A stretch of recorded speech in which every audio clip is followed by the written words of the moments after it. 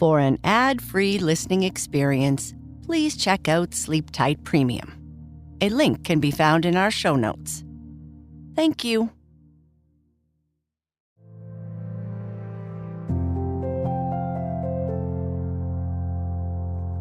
Hello, I'm Cheryl, and this is Sleep Tight Relax, a weekly bedtime show for anyone who needs good sleep.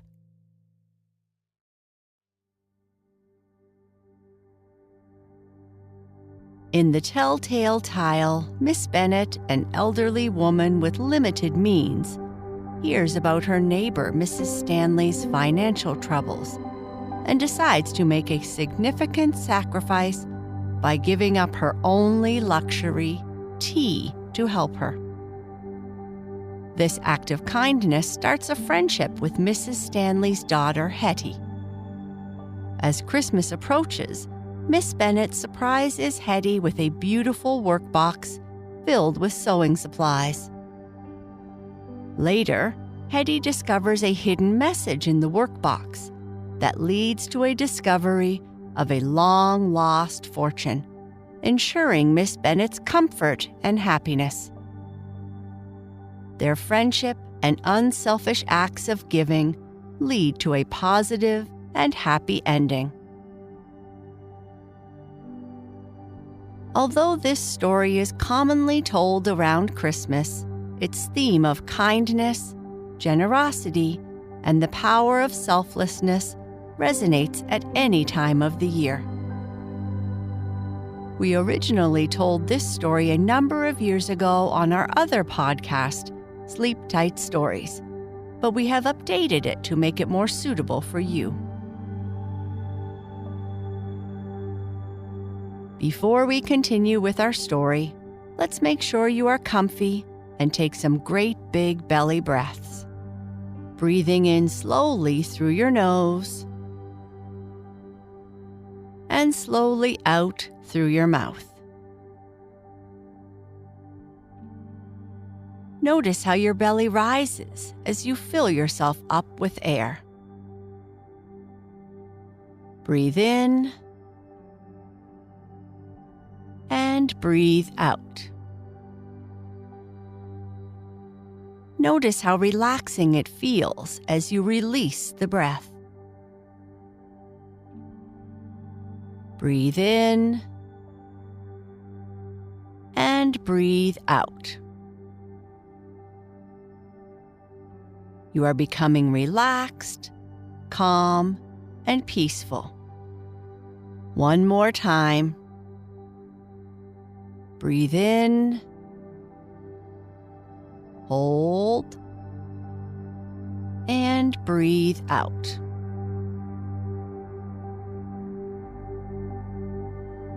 Now, let's continue with our story, The Telltale Tale.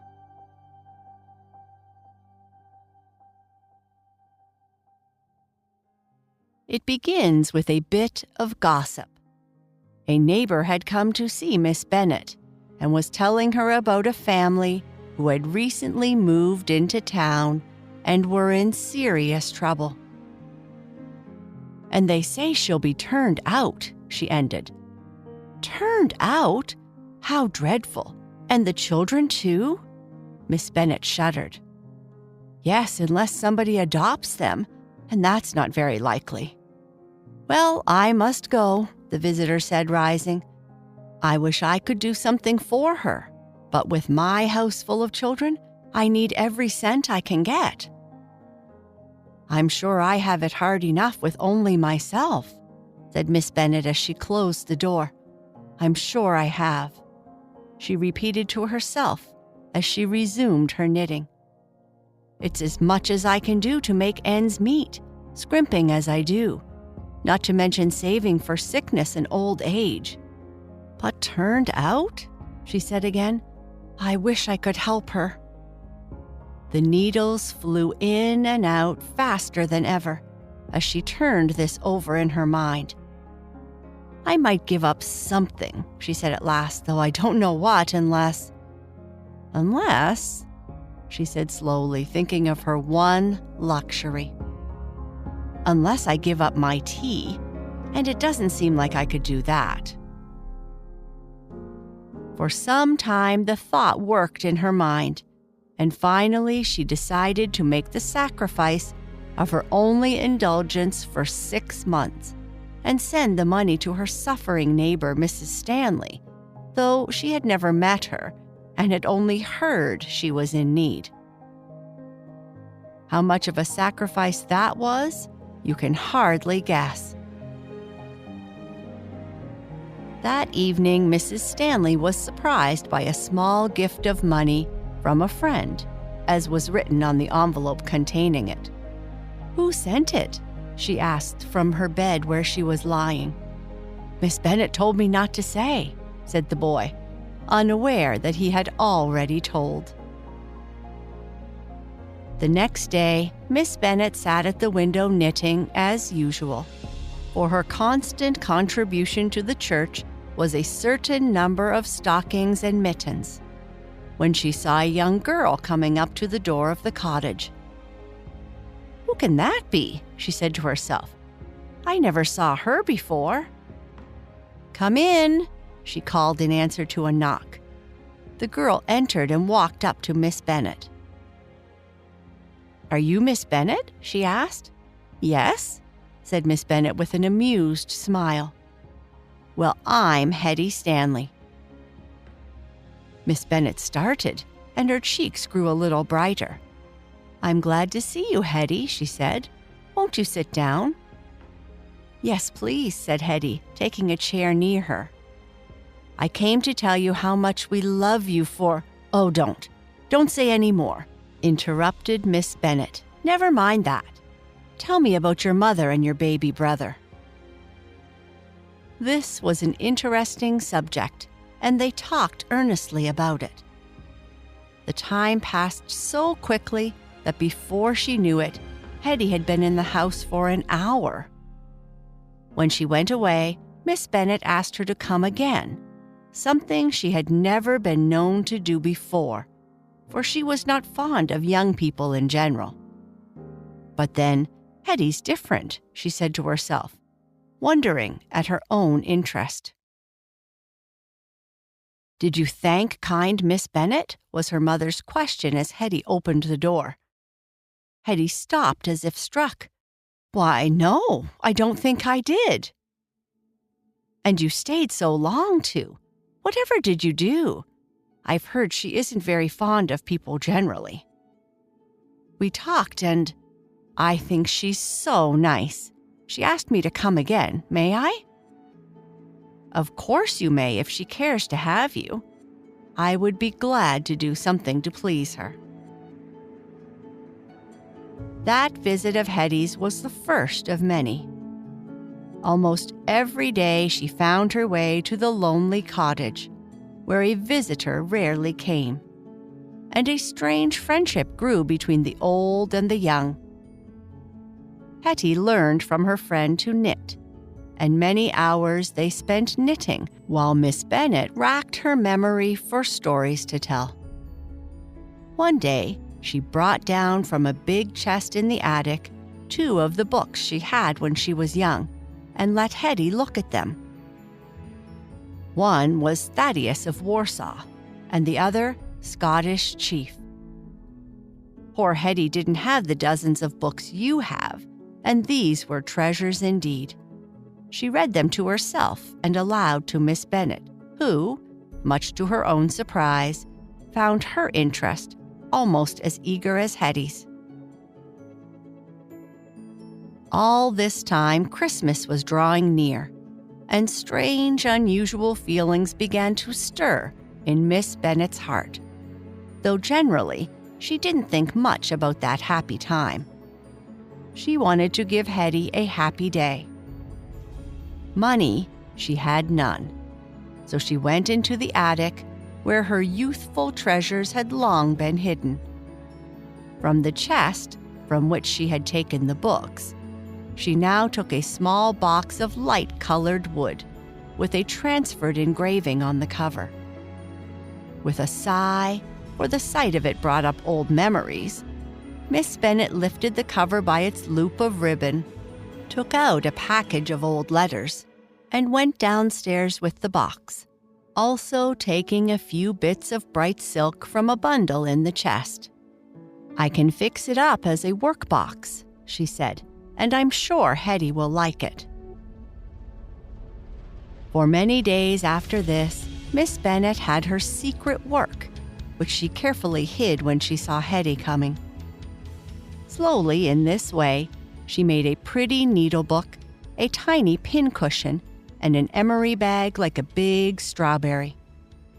Then, from her own small stock, she added needles, pins, thread, and her only pair of small scissors, scoured to the last extreme of brightness.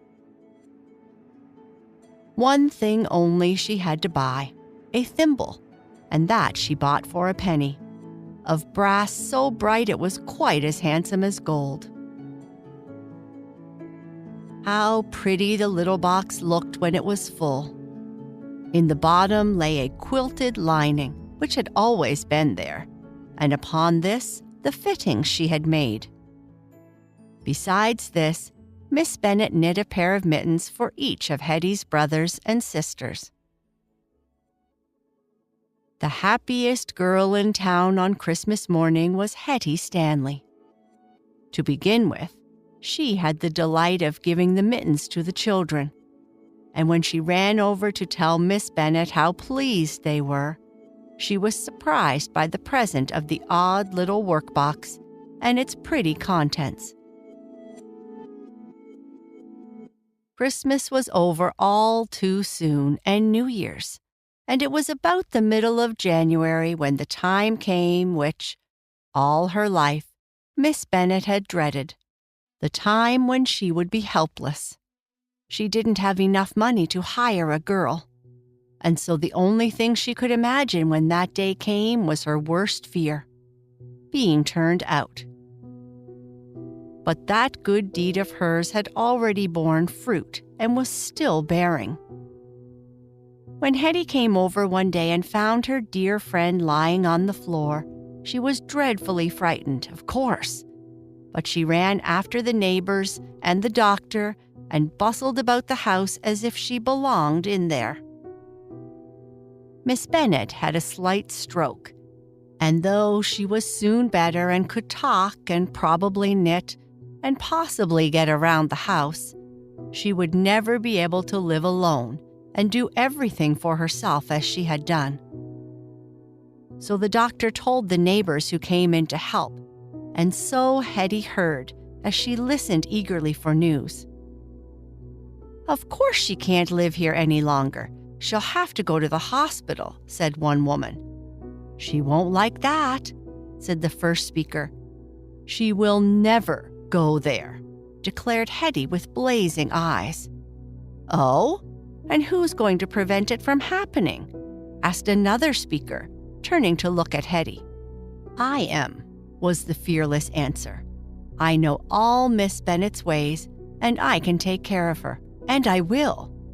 Hetty continued indignantly and turned suddenly. She was surprised to find Miss Bennett's eyes fixed on her with an eager, questioning look. "There, she understands. She's better," cried Hetty. "May I stay and take care of you, dear Miss Bennett?" she asked, running up to the bed. "Yes, you may," interrupted the doctor, seeing the look on his patient's face. "But now you mustn't get her too excited. And now, my good women," turning to the others, "I think she can get along with her young friend here, whom I happen to know is a wonderful young girl, and will be attentive and careful." They took the hint and went away, and the doctor gave directions to Hetty about what to do, telling her she must not leave Miss Bennett. So she was now regularly installed as nurse and housekeeper. Days and weeks rolled by. Miss Bennett was able to be up in her chair, to talk and knit, and to walk around the house. But she was not able to be left alone. Indeed, she had a fear of being left alone. She could not bear for Hetty to be out of her sight, and Hetty's mother was very willing to spare her. To provide food for 2 out of what had been scrimping for 1 was a problem.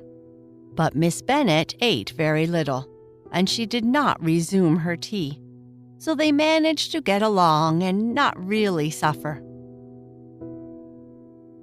One day Hetty sat by the fire with her precious box on her knee, which she was straightening for the 20th time. The box was empty, and her sharp young eyes noticed a little dust on the silk lining. "I think I'll take this out and dust it," she said to Miss Bennett, "if you don't mind." "Do as you like with it," answered Miss Bennett. "It is yours." So she carefully lifted the silk, which stuck a little. "Why, here's something under it," she said, "an old paper, and it has writing on it." "Bring it to me," said Miss Bennett. "Perhaps it's a letter I have forgotten." Hetty brought it. "Why, it's Father's writing," said Miss Bennett, looking closely at the faded paper.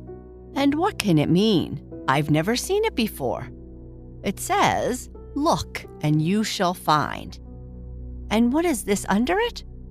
'A word to the wise is sufficient.' I don't understand. It must have been put there by him, for I never took that lining out. I thought it was fastened. What can it mean?" And she pondered over it for a long time, and all day seemed absent-minded.